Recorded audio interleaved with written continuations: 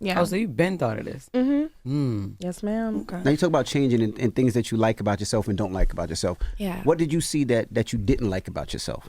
I think when I was creating this project, I was always drunk, always drinking, always partying, and I couldn't recognize myself at all because I wasn't really myself.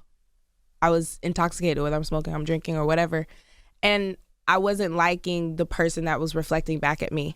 And I was like, okay, I think it's time to like sober up and I need to just get away from people and figure out who am I right now? Because I feel like I was carrying this version of myself that I had been since I was like 20, 21, you know what I mean? And it was no longer serving who I was to become. And when it was no longer serving me, I was like, okay, let's make a change. And I felt heavily inspired and I made the album, Bada Bing Bada Boom. Now I'm in a data suit, you know what I'm saying? I came to that point when I realized that I couldn't create music without drinking in the studio. And that was my breaking point where I was like, oh, I have truly forgotten the source of my creativity, the source of who I am. And I'm looking for things outside of me to be myself. That's weird. See, it's Crazy. hell. Yeah. I wanted to ask too. You know, she took that. She took that. Let me take mine. Now you talked earlier about you were drinking and you using drugs and alcohol as a crutch, right, when performing. Were you nervous about doing this project, not drinking? Like, am I gonna sound the same? Am I gonna sound good? I was terrified. I was terrified because I was like, I don't know if people want to hear these dark topics. I don't know if anybody wants to hear this right now. I feel like there was a period in music where everybody was like, shut up with that kind of shit. Don't nobody want to hear all that. People just want to have fun right now. We got out of COVID. Don't nobody want to be sad, da-da-da-da. And I was like, I don't want my fans to listen to my music and be sad. I want them to feel good about themselves. But it's also like, I have to make music for therapy, for myself. Otherwise, I'm doing it for the wrong reasons. And then I was like, well, this is my truth. This is where I am in my life right now. Somebody else got to be dealing with this shit too. And even if they not, I don't give a fuck. What became the new crutch, or if there is a new crutch? Like usually people get rid of drinking and they smoke, or they get rid of smoke and they start having sex, or they watch this. Like, what's the new crutch, if there is one? Knock it off. I think the new crutch is music. Dope. I don't vape. I don't smoke nicotine. I don't do none of, at least right now in this season of my life, because what works for me now is what works for me now. Right. I might run right back to the bottle. When I turn 30, who knows?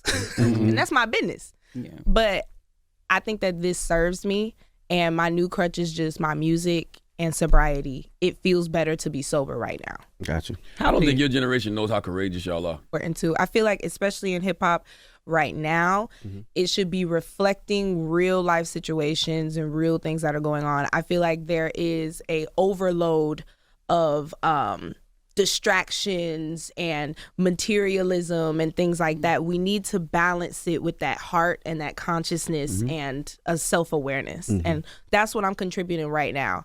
I'm gonna be popping ass soon though, so. You say that, what was that song on MPH where you say I could give them the conscious shit, but I'm too busy giving them cunt. It's like there's so many layers to me as a woman, and I'm gonna express them all the time. I'm never gonna box myself in like, oh, I'm only gonna talk about this. I'm only gonna rap. This is real rap because you talk about that. That's not true. I just think that I'm telling my truth right now, and this is my truth. But I'm not righteous. Clock it. Well, the yin and the yang of life is righteousness and ratchetness. Ooh. Yeah. It's the perfect balance. See? Yeah, it's the perfect balance. I like that. You got anybody you want to collaborate with? Like you just, no. It's been a dream. No. Damn, I'm popping right now. I don't give a shit about nothing y'all got going on. It's like you're always holding his hand. Is that like your safety blanket? Or? I just don't like people too close to me, and that's all. I think I just hold his hand so that we can move through the crowd, because sometimes you can just chill.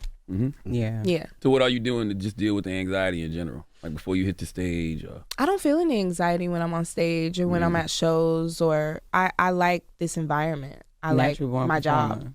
I fuck with it. Yeah. What about interviews? Hello. Interviews? No, I'm just kidding. I like interviews. Is it true that you completed this project a month before it was released? Absolutely. Damn. What? Yeah. That's all it took? No, I needed it. it was something in my spirit that was like, you need to drop this project now. If you don't drop this project now, you're gonna miss the mark. And I was like, I got to get this out right now. I don't know why, but God was just tugging on my spirit, like it's time to go. Oh, I love that. Yeah. How often do you, well, I know it's a stupid question, but how often do you listen to the Spirit of God? Because sometimes God will tell you to move and we don't move. Mm-hmm. I'm only not listening to the Spirit of God when I am distracted internally. That's why I keep telling y'all this sobriety thing. I hear from God better when I'm sober and I'm clear-minded. So it's like I only veer off of that when I distract myself with other things outside of me.